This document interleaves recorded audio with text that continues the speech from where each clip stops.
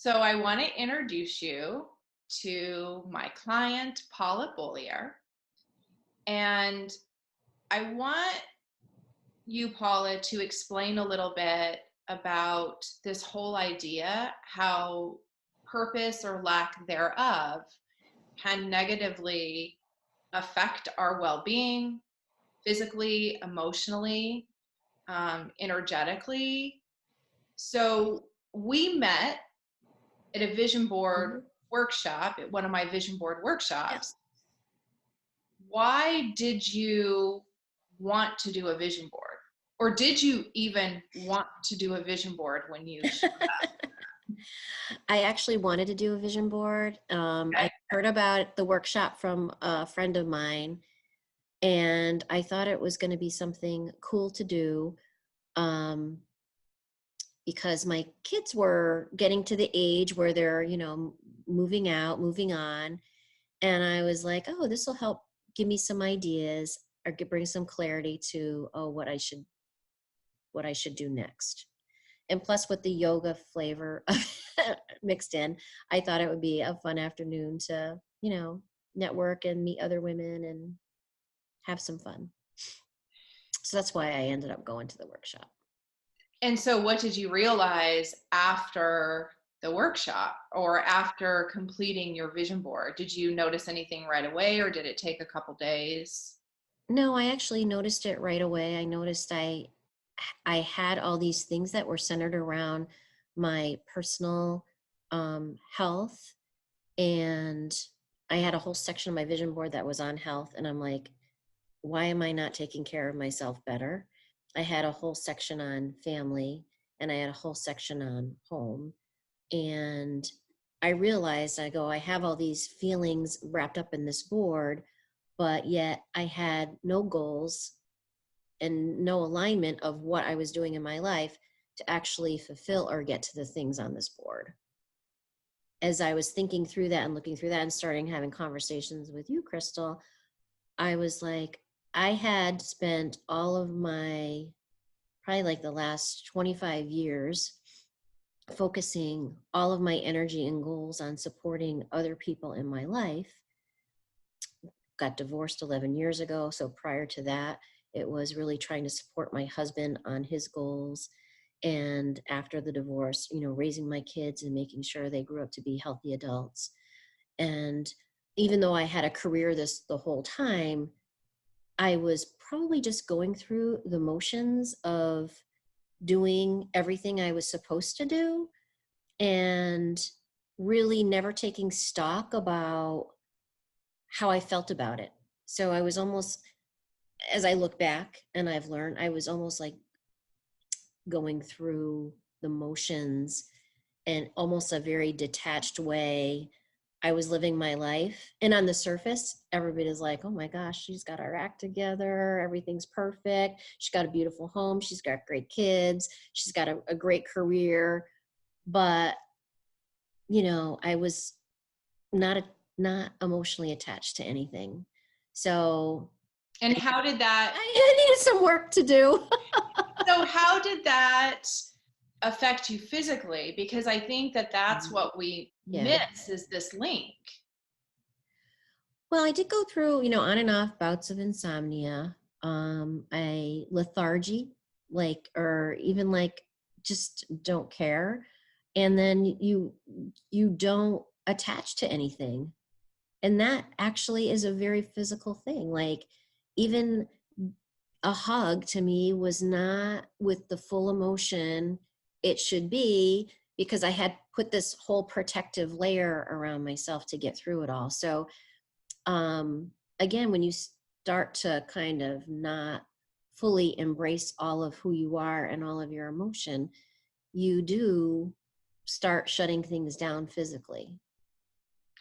So so that's upsetting, right? Well, yeah, like now I'm showing emotion. Which is exciting, right? Yeah. So by all accounts, when you started working with me, you were very, because you are very structured. It's what makes you, so successful in what you do. But so you were very much like, I just need to find a purpose. I need to set some goals. I need to do some Yeah. goals. And we started looking at why maybe you hadn't had Yeah. them. And it makes sense when you're focusing on career and you're focusing on children. Yeah. But what we found, and I guess I'm posing this as a question, what I think we found was that there had been situations or experiences in your life where you had seemingly looked content, but still weren't attaching to those things either. And so you had created this sort of belief system that served you at some point, right? Yeah. Yeah. But started to then create a little bit of disconnect once it was no longer serving you. I really think the biggest value that I got out of our work together was that I didn't even realize I had these deep-seated beliefs. Right? And then I started, when you start peeling it back and you're like, well, why do you believe that? Well, why do you believe that? Well, why do you believe that? And you're like, oh, that is like so basic. And then you even get to back like, how you grew up and like, why did your parents believe what they believed? And it just kind of like, it just puts things in a different perspective, and it opens you up to like new thinking and new experiences and new emotions. And even how I interact with others, like maybe something that might have triggered me in the past, I look at it more questioning now, like, oh, isn't that interesting? Like, why do you think, I wonder what their belief is and why they're saying what they said, or instead of having it be a trigger for me, I'm more curious about, and then I can about situations, and then that opens me up to more like learning and more emotion. I don't know if that's And when we started peeling back the layers, what did you notice in your body physically? Oh, I sleep like a rock now. My daughter said that she sees a difference in me, that I'm much more affectionate in how I speak and what I'm willing to share around emotion than I was before. And like, it's almost, I feel ashamed that I wasn't able to give her that much earlier in life. Look how much you're giving her now, and even modeling. Yeah. On those things. Yeah. And the other thing too, like the conversations even with my son, who's, entering adulthood, he's, going to be 21 in a couple weeks. The conversations around how I don't have it all together, and that I'm continuing to learn about myself and push myself out of my comfort zone, and having those conversations with him, because that's where he's at in life, where he's just and like the ability to take some risks. I'm like, hey, take some emotional risks now. Like, then you learn how to do it and you get comfortable with it. So I'm having such rich conversations with my son about, entering adulthood and things that he can take into adulthood that, I never would have had those. They never came up before. But he's seeing the guidance, because he's like, oh, Mom, I thought you had it all figured out. I'm like, wow, I'm sorry I ever made you even think that. I was setting that belief system up for him, like, and it's a journey. You never have it all figured out. You just got to keep on growing and learning about yourself and learning about others. And I think that was also a big thing that I took away. Like, it's okay not to have it all figured out. So as you started loosening up emotionally and we started peeling back the belief layers, that's how we organically got into this whole idea of purpose, right? And it really was, yes, what lights you up. It's not, what am I on earth to do and what do I need to do? Yeah. And what is that goal I Yeah. need to attain? It's more like what lights me up and makes me feel joy. So we started looking at this, and then things actually started to change in your life. So Yeah. what changes have happened since you've started attaching or connecting to this idea of purpose or dharma? So I'm calling this Paula 2.0. I'm doing a reboot. So I found a new position. I've actually been more proactive with my relationships with my parents, and I've made some commitments about making sure I connect with them more and show my appreciation to them. And also with my kids. But I've also put up boundaries too about what I'm willing to accept or not accept in terms of my relationship with my kids. So that's been really interesting, especially having been a single mom for so many years and have all these patterns of giving and being able to put more boundaries around what I think is acceptable to have for a relationship with them while still being a supportive parent. So there's, I've definitely have been changing in my expectations about what I look for in relationships, even in work. Well, let's talk about the work thing. Different. Oh. Because when I met you, you were at a company, you had a very good job. Yeah. And your job was very solid. And really were just holding out and preparing for early retirement. That was the idea. Yeah. And it was, you were content with that. Like it was all settled and everything was great. And you were on that path. And as we started looking at all these different beliefs and we started figuring out different things, you actually started taking some risks and looking outside of that because you weren't fulfilled, even though, in fact, on the surface I was. On the surface you were. Yeah. But when we started looking at your priorities, sense of purpose in your job, or a sense of feeling like you were contributing. Contribution was number one for you. Yeah. Which you didn't realize. No. Do you want to talk a little bit about that? Yeah, I think like in the past it had been my job satisfaction came mostly from security, but as you know, my life situation changed and the kids are leaving, I realized that was almost masking because that was a need I had to have, not a want.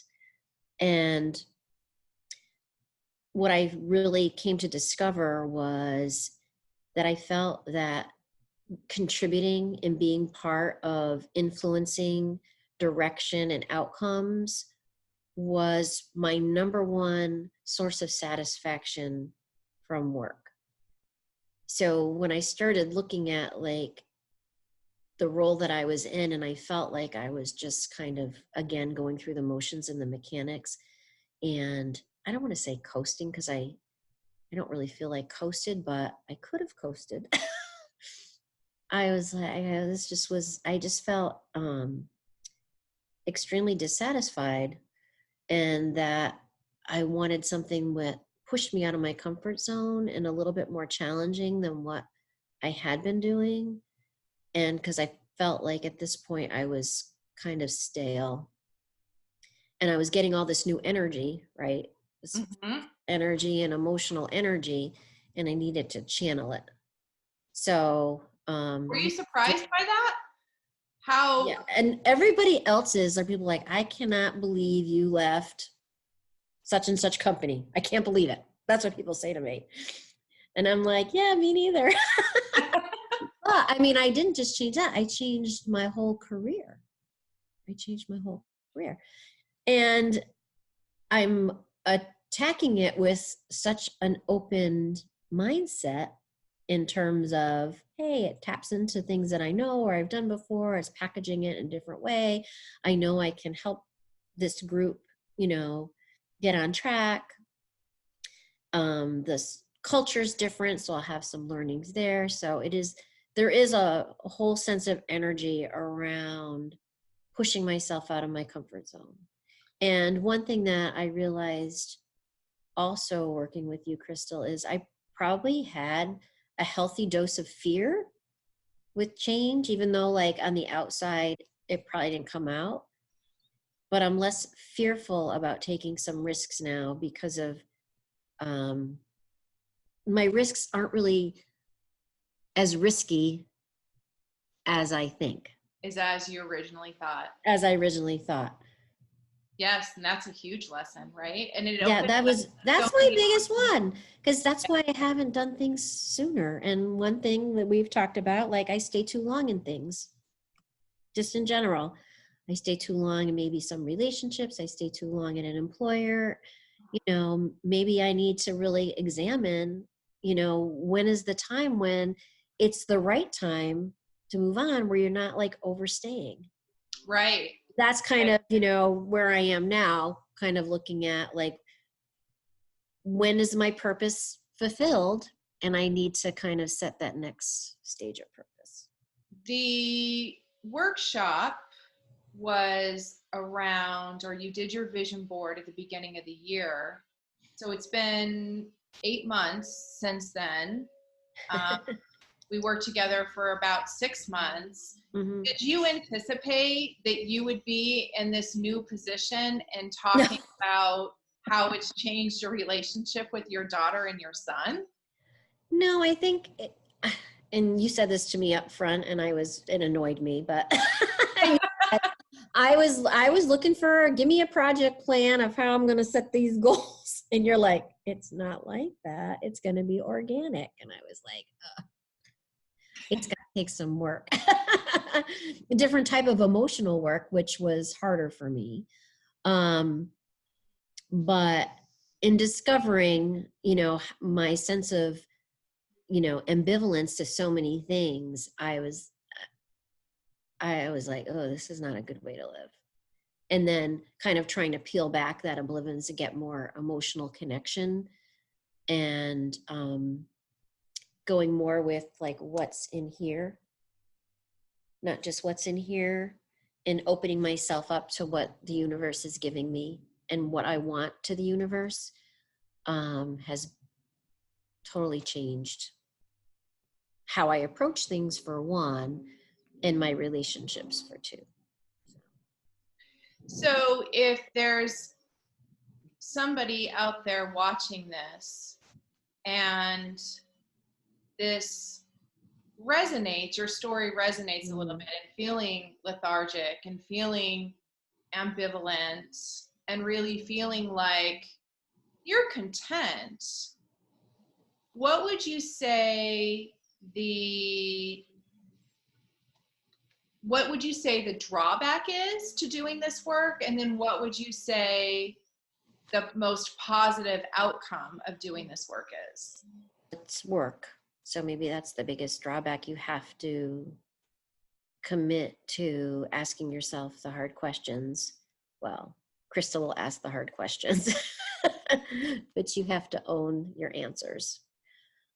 They're yours. So that's probably the hardest part, is peeling back and not being defensive. Like, you know, I've had a lot of years of programming and reinforcement for things that I've said and done that have been real positive messages that have solidified my personality and patterns. And some of that wasn't really resonating with me anymore. I just was like, you know. So deciding that you want to do something about, you know, kind of getting to happiness and contentment. There's a difference between contentment and happiness.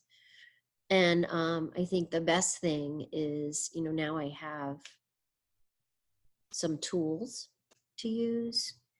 I understand, although I'm still learning, because I think this is just a continuous journey, the mind and body connection. And I like every time I have my throat hurts. What oh my God, what am I holding back from my voice that I'm not communicating, as might be manifesting itself as a throat issue. So like, it actually makes you more aware how your physical body may be telling you things that you're not getting either up here and here. So it's just to deepen my awareness, and, I do fall back into old patterns, but now I at least have some tools, and I have a really great resource in Kristal that I can go to, who will keep me honest with myself. So let me ask you this last question. Do you think that connection to purpose is underrated or overrated? I think it's underrated. I think it's underrated. It acts as a guidepost. It really is your guidepost. That's how I feel about it. If I know what my purpose is, I have something that I can move toward. If I don't know what my purpose is, I have something I can move forward to try and define my purpose. It really is the center of your core that helps keep you motivated and driven and on track for things that actually matter to you. I agree. Well, thank you so much for sharing your thoughts about this, and for being vulnerable. It's lovely to see the emotion. Yeah. Because when we first started working together, that was hard to find. Yeah. It had been buried deep. It was safer to keep it buried. Yeah. True. So you've done a lot of courageous work, and I think it's paid off in so many different ways for you and your children and the people you work with too. And even like my parents, I don't know. I really appreciate them, and I need to let them know it more. So yeah. That's actually been also a big, and not that I ever had a bad relationship with them, but I just feel that they're understanding how much I do appreciate everything they've done for me throughout my life. And it feels good. It feels good. It feels good for them to know that. Yeah. And it feels good to feel good. Yeah. And I know that fulfills my mom's sense of purpose. Well, thank you. Yeah. No problem.